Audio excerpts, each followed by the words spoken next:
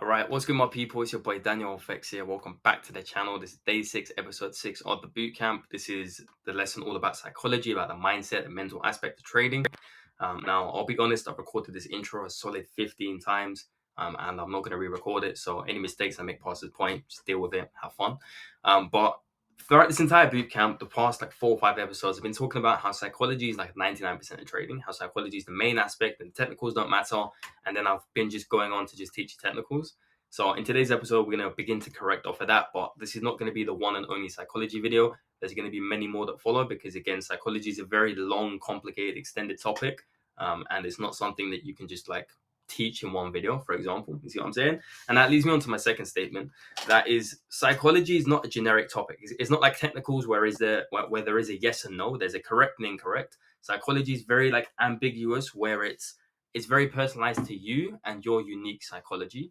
Now, think of psychology as like a Lego character. It's built of little Lego bricks, and each little Lego brick is a unique psychology aspect. So maybe you've got revenge trading here, you've got over trading here, you've got a little bit of hesitation here, you've got a little bit of self doubt here, and you've got a little bit of overconfidence here, and it's just built up into this little ball of like Lego bricks, and they're all different aspects of psychology. And this is what makes up your unique build in it. Now, you're going to be built different to the person next to you, to the person next to him, to the person next to him, etc. You may share little aspects, you may share little building blocks together, but your unique makeup is going to be like just specific to you, which is why there's not a necessary like tutorial or guide that you can just watch that will fix your psychology, because you need to find out what it is that you're struggling with and what building block is affecting what like string in your head, and you need to like kind of work backwards and like reverse engineer it. Now, we are going to be going through a lot of the process behind that and how you can start to figure out what your psychology profile is. But before we get into that, what I'm quickly going to do is, yeah, so just before we get into like specific trading psychology and specific like, yeah, stuff that's just relates to like the charts and whatnot, we first need to cover your actual belief system as a person. Because I believe that trading, and this sounds weird, but trading is not just about trading. It's not just about the charts. It's about you. It's about your life outside of trading. Are you in shape? Do you work out? Are you like a depressed like emo kid? Like who are you outside of trading? Because from my experience, and again, this may be incorrect or whatever, you can assume what you want to assume, but from my experience, the profitable traders that I've genuinely met, they have all other aspects of their life like on point, or they're at least like progressing in other aspects of their life. That means they're going to the gym. That means they're working on self development. They're reading. That means they're accountable. They're responsible people. They look inwards. That means they take care of themselves. That means they're touching base on other aspects in it. For example, let's say you've got like anger management problems. Now, outside of trading, you just like whacking people in the face. Anytime anyone says shit to you, you just like to whack them in the face. That's your big problem. You got anger management problems. Now, you cannot expect to become a profitable trader with that still going on. Even though it has no correlation, you wouldn't assume that, okay, having an anger problem, actually, maybe there is quite a big correlation there. But again, it's something that doesn't necessarily directly correlate to trading, but it is an exterior force, an exterior thing that's happening in your life that is actually affecting your trading. You see what I'm saying in it? So some of these things that you're going to be experiencing in the future may not necessarily be very obvious to you, and they may not even be in the industry that you're in, but they do relate. Now, psychology is so incredibly deep rooted, and I actually studied psychology not only in college, but I actually like from a fuck college, but not only did I study it in college, but I also took like multiple online like programs and courses and whatnot, and actually sat down with a therapist, not to like go through therapy, but to speak specifically about trading psychology, and actually hired someone specifically who was a specialist in trading psychology. So I've been very deep rooted in the subject. But it's crazy when you actually study psychology and you study the makeup of the human brain.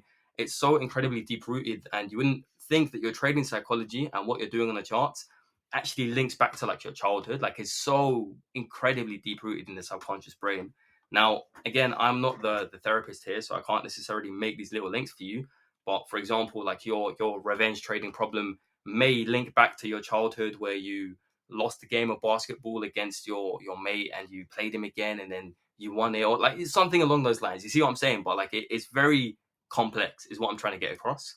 Now, I cannot necessarily give you the very specific answers, but I can give you certain thought patterns. I can give you certain belief systems. I can give you certain methodologies that have helped me, and you can apply them to your like system, your psychology profile, and see how it like affects you. See what I'm saying in it? But ultimately, when it comes to psychology, you really have to do the work and you really have to look inwards. And the major two aspects of looking inwards and improving your psychology is self accountability. That is huge, because if you're not self accountable, you're never going to improve your psychology. If you have a bad trading day or you break your trading plan or whatever, if you do not hold yourself accountable, you're just going to come back and do it again. You see what I'm saying in it? Like there's no one looking over you. There's no boss. No one's telling you don't do that. The only people that really care is whatever prop firm you're trading, and best believe they're only sending you a hard breach detected email. And past that, they don't care. See what I'm saying? So you have to hold yourself accountable. And number two is you have to be self-aware. You have to be very, very self-aware. A lot of people have these little like blackout phases. Not blackout in terms of like they just knock out like while trading, but in terms of like they're not thinking straight while they're trading. They're not consciously in control of what they're doing. They're just acting out of emotion, which is literally the definition of psychology. So one little trick that I've got that can actually help some of you guys out is when you're sitting there trading, speak your thoughts out loud. Talk to yourself out loud. Now, what this does is number one, you're hearing yourself back through your own ears. So it's like someone talking into your ears. And because it's you speaking, you tend to confirm your shit a little bit like more. So it makes you more confident in what you're doing. But not only that, not only will it make you more confident in your analysis, 9 times out of 10, but you're also more likely to catch yourself out on some bullshit.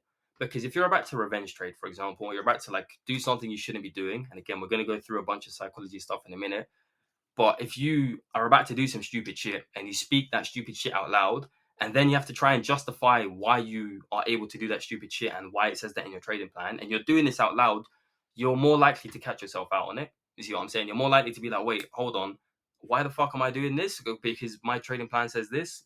You see what I'm saying? So speak your thoughts out loud first and foremost. It's a very, very easy way for you to start to develop some self-awareness. But those are your main two things you're focusing on: accountability, self-awareness. But before we can even get into like any of the very specific trading stuff, we first need to look at your belief systems, because in my opinion, that's the foundation of anything. Anything. It always comes back to your belief systems. You are never going to do anything in your life if you do not believe you can do it. That is my that is my genuine and honest opinion. You're never going to achieve anything in your life if you don't believe you can achieve it. No one accidentally becomes a profitable trader. No one accidentally becomes a professional athlete. No one accidentally does anything. You have to do it with purpose. You have to believe you can do it. See what I'm saying? Now, initially, and again, I understand this, initially there's going to be doubts. Initially, there's going to be little thoughts that pop up in your head. Am I good enough? Am I smart enough? Can I do this? Can X, Y, and Z? And you're naturally going to have a little element of doubt. But you really need to understand that your thoughts have a crazy amount of power. Now, I don't want to get too deep into like spirituality, because that's not what this is about. It's not about your religion. It's not about any of that. But it's just, again, it comes back to your belief systems. Your thoughts have a crazy amount of power. What you tell yourself is what you ultimately believe. Again, I can give you a formula right here in it. But your thoughts create your regular thought patterns. All right. So step one, your thoughts create step two, your regular thought patterns. Your regular thought patterns then begin to form your beliefs. So whatever you constantly think on a regular basis, you believe it to be true. You then create a belief system around that belief. Your beliefs then affect your actions. So they affect what you do on a day-to-day basis, the actions that you take, what you go out there and you try and achieve, etc. It affects your day-to-day. Your actions will then, on a long enough time scale, begin to affect your reality. So if I consistently hit the gym every single day because I believe that I'm the top G and I want to get super buff, then I'm going to hit the gym every day. And then on a long enough time scale, what's going to happen? I'm going to get bigger. And then guess what? My reality is now going to affect my thoughts, because now that I'm bigger, I now really believe that I'm big. Like, yo, I'm that guy, innit? So then the cycle repeats itself. So it's a continuous, like, perpetual, like, circle. Your thoughts create your thought patterns, create your beliefs, create your reality on a long enough time scale, and your reality circles back around to your thoughts. You see what I'm saying? So it's so incredibly important for you guys to have your thoughts in check, for you to make sure you're thinking the correct thoughts. Now, even if you have to lie to yourself at the beginning, that's calm. Like, best believe when I started doing all of this, I didn't believe really and truly that I could do it.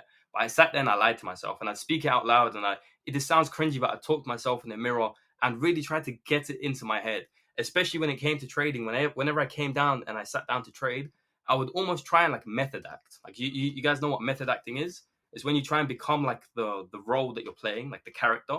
So I'd sit and I'd try method act. What would a profitable trader do? What would a seven-figure millionaire investor do? How would he approach the market? What thoughts would he think? What patterns would he take? Like, you see what I'm saying? You almost have to like be delusional until it gets to a point where your results then reflect that. Because again, there's a delay between step one, the thoughts, and like step five, the reality in it. There's a delay period. There's a lot of steps in between that. But again, the main point that I'm making is you really need to start to program yourself with good, positive beliefs. I am a profitable trader. I am disciplined. I am capable of following my trading plan. Even if you need to, you can write these down as affirmations. You can write them down in the notepad and speak them to you to yourself out loud every day. That's genuinely what I've done for the first 2 years. I've actually got the notepad right here. I can whip it out. I've got a lot of notepads in here, but it's one of these notepads where I've got it on the back.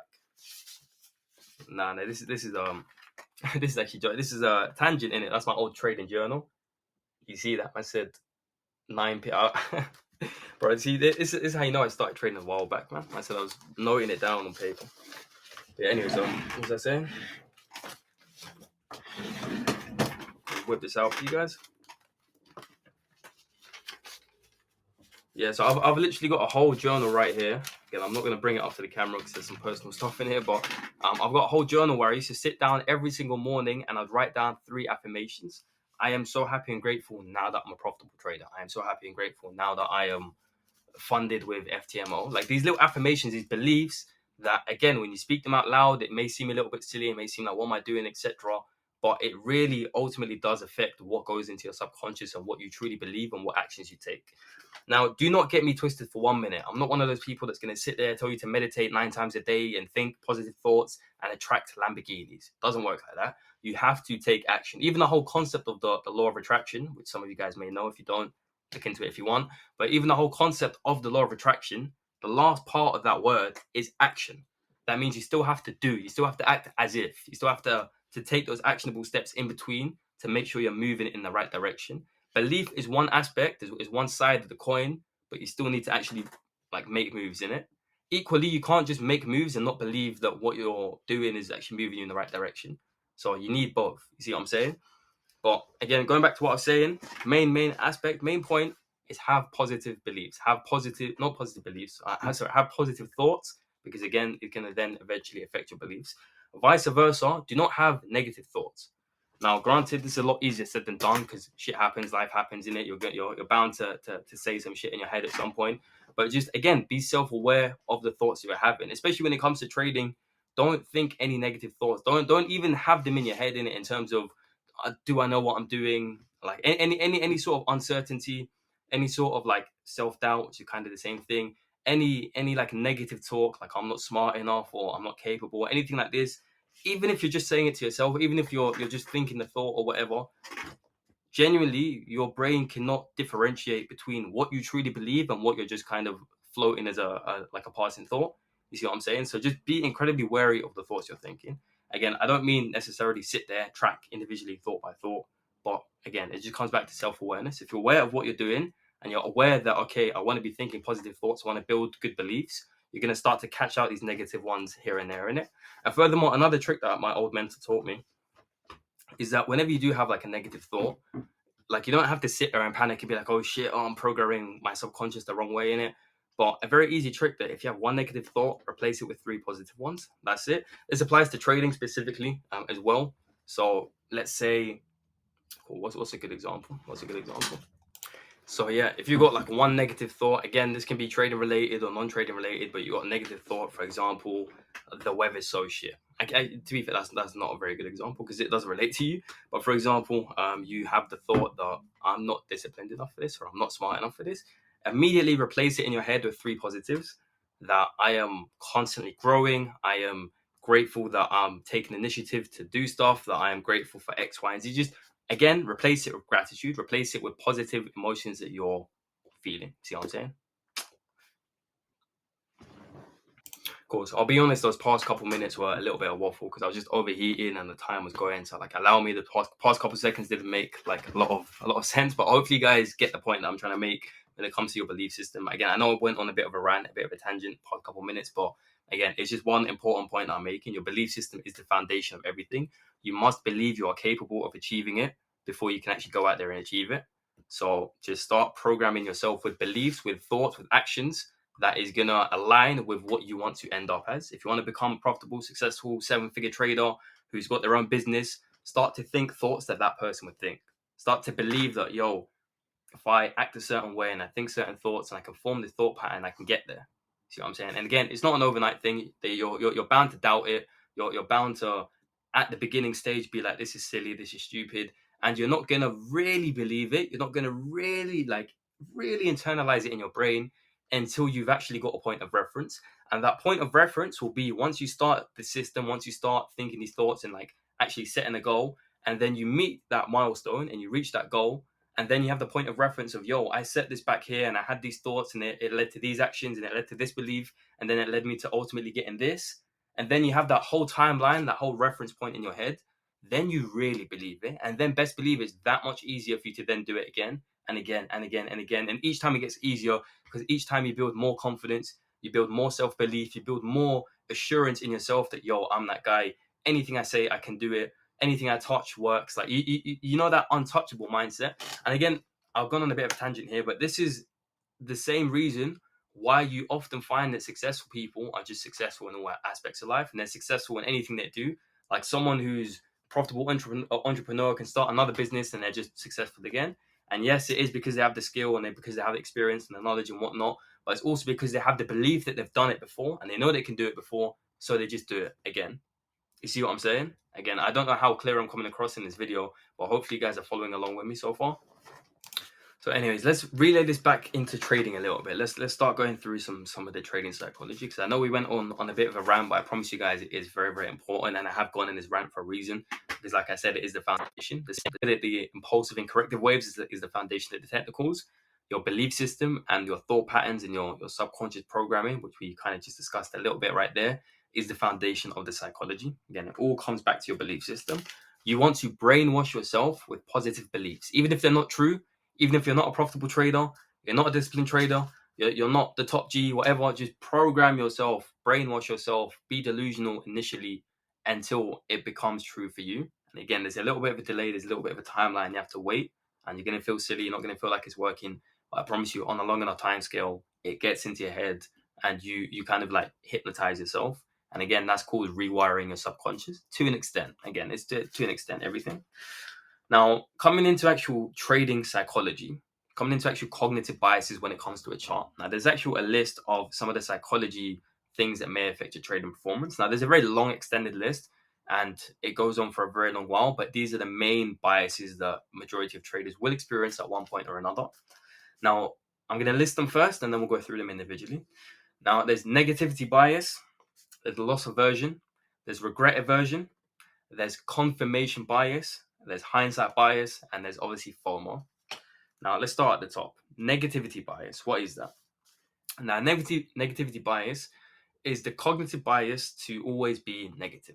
Now, this stems from our like deep-rooted caveman brain way back in the day. If you believe in evolution, when we were still out here hunting and whatnot, we were naturally programmed, again, through like survival of the fittest kind of thing. We're naturally programmed to view everything as danger, everything negatively. Because if you viewed something friendly, if you view something as like, yo, let me go like pet this creature, whatever, you ended up dead.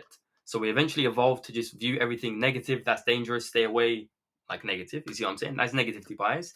This applies to trading, that naturally, when you first come into the market, you're not very risk averse. And this is for most people. This may not be you. And again, it comes back to what I was saying, risk profiles. You've got different building blocks. But majority of people, not majority, let me not say the word majority, but some people come into the market, they're not very risk averse. They don't really want to take any risks. They just see everything negatively. I don't want to enter this because this might happen and this might happen and what if this and what if this and what if this. Everything's just a negative outlook. You see what I'm saying? That is negativity aversion. Negativity bias. Negativity aversion is you're trying to avoid the negative shit. It's kind of the same thing. I don't know why there's two sections for that, but it's just avoiding negative experience, which means you don't want to take a trade because you don't want to potentially lose the trade.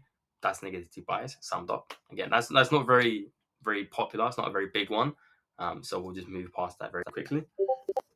The second one is loss aversion. Loss aversion is a lot more serious, and loss aversion kind of links into the first one. Loss aversion is all about avoiding losses. That's essentially it. To summarize it, you do not want to take a loss. You're afraid of losing, and this may manifest itself in a different way. Now, again, with a lot of these psychology things, there's a couple of different ways you can take it. You may be suffering from one of them, and you may like react differently to it. For example, loss aversion is obviously the fear of losing. So you may, number one, just not want to trade because you don't want to lose. Or number two, you may, while you're in a trade, you move your stop loss, so you extend your risk because again, you don't want to lose. Or maybe you revenge trade because you want to end the day in profit because again, you don't want to lose. You see what I'm saying? Now, these are three entirely different things. One time you're revenge trading, one time you're moving your SL, one time you're not even trading, but they all stem from the same thing, which is loss aversion. You see what I'm saying? So yeah, this is what I'm saying. The psychology is super complex. It's super like intricate in it, but we're gonna get through everything. Now I know this may not necessarily be the easiest guide to follow along, and I do apologize about that. I haven't really taught psychology in one big like format like this. I'll usually sit back and edit it or whatever, but bear with me because we're working through it, and I want to make sure that I provide the actual useful information that's going to benefit you guys when it comes to psychology. Again, this right here, this is still like the baby pips of psychology that we're going through right now. So we're going to get into more complicated stuff. We then have regret aversion. Regret aversion is the fear, well, not the fear, but you're trying to avoid regret. So that means, let's say you see a trade, for example, and you think maybe it might end up here. Now, you're not entirely sure whether or not it's a long position or a short or whatever, but you enter the trade anyway because you don't want to later regret that you didn't enter the trade. So you don't want to later see a position, be at your take profit, and you're like, fuck, I should have entered that. That is essentially regret aversion. So to avoid the regret, you either enter a trade out of FOMO. So this links into other psychology. But essentially, you just execute a position because you're fearful that you're later going to regret it. And you don't want to regret it. So you avoid that by just taking the trade. Again, it's a weird one, but a lot of people suffer from this. What have we got next? Confirmation bias. Confirmation bias is a very interesting one. Confirmation bias is the bias or the difficulty with executing a trade. You're always waiting for one final confirmation. For example, you've got a trading plan. It says X, Y, and Z, take this before entry. And you sit there and you see X, Y, and Z, and then you don't want to enter the trade anyway because you're waiting for one final confirmation. Let me just wait for a break of structure. Let me just wait for this next candle closure. Let me just wait for the hourly to close. Let me just wait for X, Y, and Z. And you're constantly waiting for one more thing, because you're not quite sure. You're waiting for one more technical, and the trade will either move on you, which then may incite other psychology. So you may first experience confirmation bias. You don't want to enter initially. You're hesitating because you're waiting for one more technicals because you're not quite certain of the trade. Then it moves. Then you panic. Then you get FOMO. Then you enter, and then it leads to a bunch of shit in it. But that is essentially confirmation bias. You're waiting for one more confirmation. Now, again, with this, with these psychology things I'm listing right now, this is just a broad. Like I'm just telling you guys what a couple of the baseline things are. At a later episode, because I know this video is getting long already. At a later episode, we are going to sit down and actually go through them individually and actually tackle them in a real trading sense. But before we can do that, you need to be aware of them, what they are, what they're called, etc. So that's what we're doing right here. We got hindsight bias next up. Hindsight bias is all about seeing things in 2020 vision after they've happened. Now, I've made countless videos about this on like Instagram and TikTok and whatnot. But hindsight bias is after you've seen price play out or after you've seen a certain bit of information, you cannot go back to seeing it how you previously saw it. For example, let's say you're looking at a bit of price action and you take a long breakout and it then goes short and whatever, you get stopped out. Now, later you come back and you look at the same trade, and because you can see the entire movement of price, you can see everything in context, you see where prices ended up down here, you're like, okay, I shouldn't have done this because of X, Y, and Z, and price was doing this, and you start to like regret what you previously done, or you start to go back on what you done because of new information that you're using to connect the dots. You see what I'm saying? And you can't unconnect the dots once they've been connected, which is why looking back at previous price, like for example back testing or looking back at previous trades you've taken, you're always able to see them so much clearer because you've seen the entire picture, you've seen the entire movement, and your brain's like a lot more able to like connect the dots. Is what I'm saying. So there's a lot of ways this manifests itself. There's tons of ways. Now, number one is just regretting the trades you take. Anytime you take a loss, you're like, I shouldn't have done that because of X, Y, and Z. Because you can now see X, Y, and Z, but at the time you took the trade, you couldn't see that information. Do you see what I'm saying? Another way it can manifest itself is I should have held the trade longer. For example, your take profits here, you take profit because it's at your take profit, and then it rallies for another 1 to 5. You're sitting there thinking I should have held it for another 5R, but in your trading plan and at the time it made sense to close it. You see what I'm saying? This is hindsight bias. Always thinking I should have done this, I could have done that, I would have done this. Hindsight. Once you've seen the information, once you've seen price, you cannot go back to not seeing it. See what I'm saying?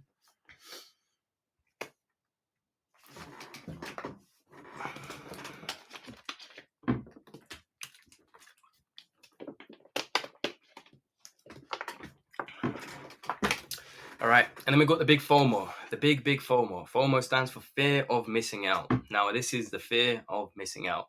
So you see a trade, you see price moving, you see an impulsive movement forming, and even if you have no entry or you have no confirmation or it's not a part of your trading plan, you feel the urge to enter because you feel like you're missing the trade. Now, FOMO is a very big one. A lot of people suffer from FOMO, and FOMO relates to stuff outside of trading as well. A lot of these actually relate to your cognitive biases outside the trading, which is very interesting, but that's for a different episode. But FOMO, 9 times out of 10 in trading, manifests itself in entering trades that you shouldn't. So you're just entering because you don't want to miss a movement because you think you might make money, so you just enter. Another way that FOMO manifests itself is again moving a stop loss. That's a big one. For some reason, people just default to moving the stop loss. I don't know why that is. I've never been a stop loss mover, but if you find yourself moving the stop loss, just don't do it. Like, there's no need to keep it where it's at. You set your stop loss for a reason, leave it there. But yeah, coming back into FOMO. FOMO usually stems from a scarcity mindset. Now, again, when I say scarcity mindset, that means thinking in terms of like there's too little, there's not enough trades, there's very little X, Y, and Z. That's scarcity. What was I just saying? So I just lost my train of thought. Scarcity mindset. So an abundance mindset would be there's lots of trades, there's always another position, there's always another trading day, there's always another opportunity. That's thinking in terms of abundance. That's thinking in terms of there is always more. There's more than enough. Scarcity, there's not enough. I need to capitalize on every single opportunity. That's a scarcity mindset.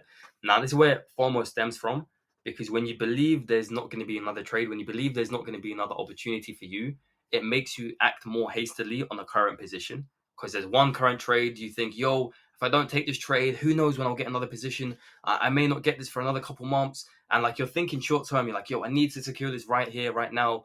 And you FOMO in. You act out of fear. You act out of potentially missing an opportunity because you don't believe there's lots of opportunities. And again, this is what I'm saying. This comes back into your initial belief system. What we covered right at the start of this video, it comes back into your initial belief system. What do you believe to be true? Do you believe your reality is scarce? Do you believe that there's not enough? Do you believe that there's not enough opportunity? When you have an abundance mindset and when you truly believe that the market is abundant and you truly believe that if there's not a trade today, there'll be one tomorrow or the day after or the day after or the day after. And if you plan to actually be here over the long term, the next 10, 20, 30, 40 years even, you don't care because there's always going to be another trade, which means if I miss one now, it's fine. I'll take another one and I'll probably take another one and another one, so on and so forth. And again, it's about zooming out. It's about zooming out and understanding, cool, I am in an abundant market. The market's not going anywhere. I'm not going anywhere. I do not have to act out of fear or act out of emotion on this specific position because I know that there's lots of positions in the future that are coming. That is FOMO right there. So we're coming to the end of this first little psychology session. And if you made it up until the end of the video, once again, congrats on making it this far in the vid. Before you actually click off and go do something else on YouTube or start scrolling on TikTok or whatever, let me know what you thought of this in the comments. Again, I understand it was a little bit scattered. I actually don't script any of the videos. I don't actually write down notes, or I know I did actually have a notepad right there. That was just my old notepad, but usually I just start recording and I just speak to the camera, and whatever comes to mind, I just like I'm brainstorming right here on the spot, just based off a previous experience and all of that in it. But maybe on the next episode, I might sit down and actually write down a lesson plan and we go through it together. But again, psychology is one of those where there's going to be many more videos similar to this. There's going to be many more times where we sit down and just have a face-to-face talk. Because again, there's no yes or no answer for psychology. It's not like technicals where I can tell you draw your levels like this or do your higher time frame analysis on this time frame. Like, there's no one size, there's no one answer, is what I'm saying. You see, it's very ambiguous. It's the world of psychology. But yeah, anyways, we're gonna wrap up the video right here. Thank you for being here for day 6 and all of that. I'll catch you day 7.